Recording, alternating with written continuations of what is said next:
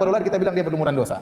Menurut khurafatnya mereka, persangkaan mereka, filosofi mereka, setiap anak keturunan Adam itu pasti membawa dosa warisan. Nah, dosa warisan itu akan terus ada sampai kepada seluruh anak keturunan Adam. Dan itu tidak bisa dihapuskan kecuali dengan sesuatu yang suci. Yang suci itu hanyalah Tuhan. Semua manusia tidak ada yang suci karena semuanya keturunan Adam dan semua keturunan Adam pasti sudah membawa dosa warisan. Oleh karenanya untuk bisa menebus dosa tersebut, ini filsafat mereka ya, maka harus sesuatu yang suci yang bisa menebus. Siapa yang suci? Ternyata hanya Tuhan yang suci.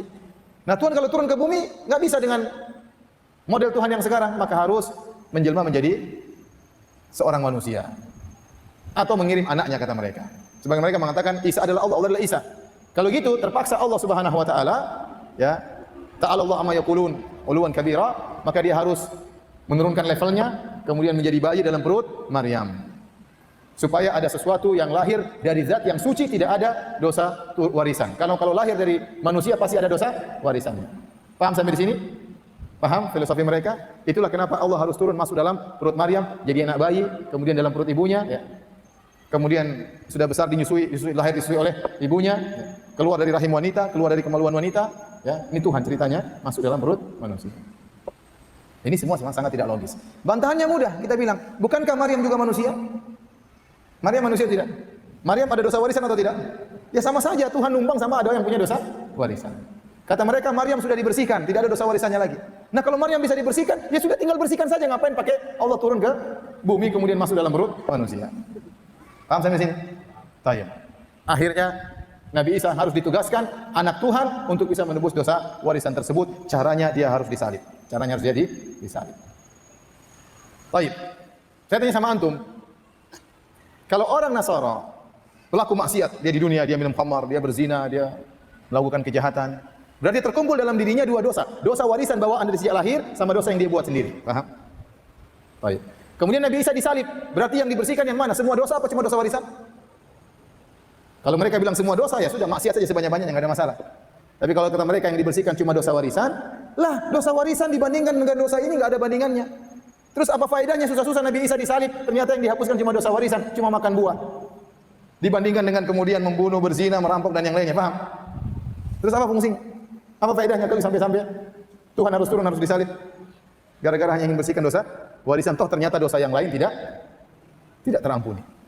Terus saya tanya sama antum, kita orang Islam yang tidak beriman dengan filsafat ini, dosa warisan kita ada atau tidak menurut mereka? Menurut mereka kita ini bawa dosa warisan atau tidak? Bawa, karena kita semua keturunan Nabi Adam, paham? Nah, waktu Tuhan mengirim anaknya untuk disalib, berarti dia sudah bayar, sudah tebus dosa warisan, paham?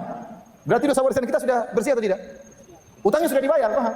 Ya sudah, dosa kita sudah bersih, enggak usah beriman, dosa kita juga sudah bersih. Apa masalah? Enggak perlu beriman sama Nabi Isa. Mau beriman enggak beriman, dosa warisan sudah dibayar sama Nabi Isa. Paham sampai sini?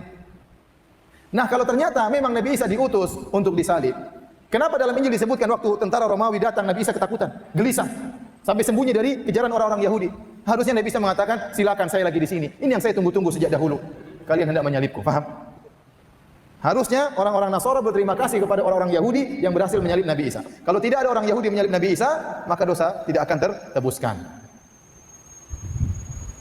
Terus kalau memang Nabi Isa ternyata diturunkan oleh Allah untuk menebus dosa-dosa, kenapa dalam Injil disebutkan waktu dia disalib, kemudian dia mengatakan, Ilya, Ilya lima syabaqtani, yang artinya Tuhanku, ya Bapak, kenapa kau tinggalkan aku?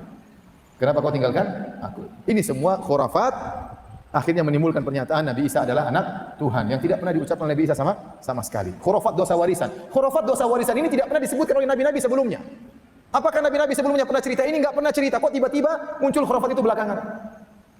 Nabi-nabi sebelumnya mengatakan kalau berdosa bertobat selesai. Mereka tidak mengatakan percuma kalian bertobat, masih ada satu dosa tidak bisa diampuni. Tunggu anak Tuhan turun nanti kemudian hari. Enggak pernah mereka ngomong demikian. Ini menunjukkan ini semua khurafatnya orang-orang Nasara. Bayangkan, jutaan miliaran manusia dibangun di atas khurafat ini agama mereka. Jangan terpedaya dengan jumlah yang banyak. Jumlah kita lebih sedikit daripada mereka, tapi mereka agamanya dibangun di atas apa? Khurafat. Khurafat tentang dosa warisan. Islam mudah. Adam alaihissalam bersalah, dia bertobat. Tobatnya diterima atau tidak? Diterima. Tuhan tidak kejam. Adam bertobat selesai. Ini Adam sudah bertobat, dosanya masih diwariskan. Kenapa susah-susah seperti itu? Filsafatnya. Kemudian kata mereka, bapak sayang kepada anaknya, Tuhan bapak sayang kepada Tuhan anak. Ya kalau Tuhan bapak sayang sama Tuhan anak, kenapa anaknya dibiarkan disembelih? Sedangkan Allah Subhanahu wa taala waktu menyuruh Ibrahim menyembelih Ismail. Apakah Ibrahim menyembelih Ismail jadi atau tidak? Tidak jadi. Kenapa? Allah kirim apa? Kirim kambing, kirim domba untuk mengganti anak orang. Ini anaknya sendiri dibiarin apa? Disembelih. Disalib. Anaknya sendiri. Sementara anak orang Allah tolong, Allah ganti dengan apa? Kambing. Apakah itu sayang bapak kepada anak? Jawabannya tidak. Ya ikhwan, ini semua khurafat. Kasihan mereka, antum harus ada dai yang menyuruh kepada mereka.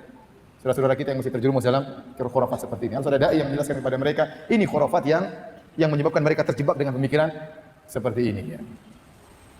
Timbul pertanyaan, dari mana ini semua datang? Ternyata kalau antum baca semuanya khurafat ini, filosofi ini datang dari Paulus. Siapa Paulus itu? Dalam Injil itu namanya Rasailur Rusul.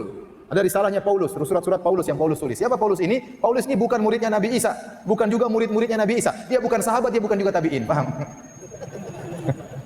Dia ini seorang Yahudi yang memusuhi Bani Israel. Dia paling benci kepada Masihiyin, paling benci kepada pengikut Nabi Isa. Bahkan dia sebutkan dalam risalahnya, dia selalu menyiksa orang-orang pengikut Nabi Isa. Sampai suatu hari dia berjalan dengan tujuan untuk menyiksa Bani Israel, pengikut Nabi Isa, tiba-tiba Tuhan Yesus datang mengangkat dia sebagai seorang rasul. Jadi akhirnya dia angkat supaya dia menjadi naik jadi rasul, Yesusnya harus jadi Tuhan, paham? Begitu logika dia. Sehingga dia dianggap sebagai seorang rasul. Sementara Hawariyin, para penolong Nabi Isa tidak ada menganggap dirinya sebagai rasul, tidak ada. Mereka murid-murid Nabi Isa, mereka sahabat Nabi Isa, tidak mengaku sebagai seorang apa? Rasul. Nah, ini logikanya Paulus ini, Nabi Isa diangkat jadi Tuhan sehingga dia menjadi nabi. Nabinya Tuhan. Dan aneh, baru ada sejarah nabi seperti ini. Antum baca seluruh sejarah nabi, dari Nabi Adam sampai Nabi Muhammad SAW. Apakah ada nabi asal muasalnya penjahat kemudian tiba-tiba jadi nabi? Tidak ada. Paulus ini sedang penjahat ya. Dia ingin suka membunuh orang pengikut Nabi. Dia sebutkan sini dalam Injil dia sebutin. Dan dia sedang berjalan ingin menyiksa Bani Israel, tiba-tiba diangkat menjadi Tuhan. Tidak ada sejarah seperti ini. Ya. Allah menyebut tentang Nabi Yusuf, Allah angkat jadi nabi. Kenapa? Dia dahulu adalah orang yang baik.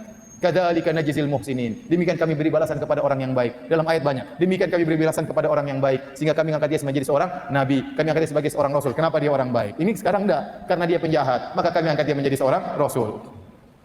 Ini semua tidak logis. Alhamdulillah, antum tahu nikmat Islam, ya nikmat akidah. Antum tidak menyembah manusia, antum tidak menyembah nabi, antum tidak menyembah malaikat, antum tidak menyembah jin. Yang antum sembah adalah pencipta alam semesta. Maka kita bersyukur kepada Allah Subhanahu wa taala di atas nikmat Islam. Baik, para hadirin Allah Subhanahu wa taala, jadi dalam Islam Nabi Isa tidak meninggal.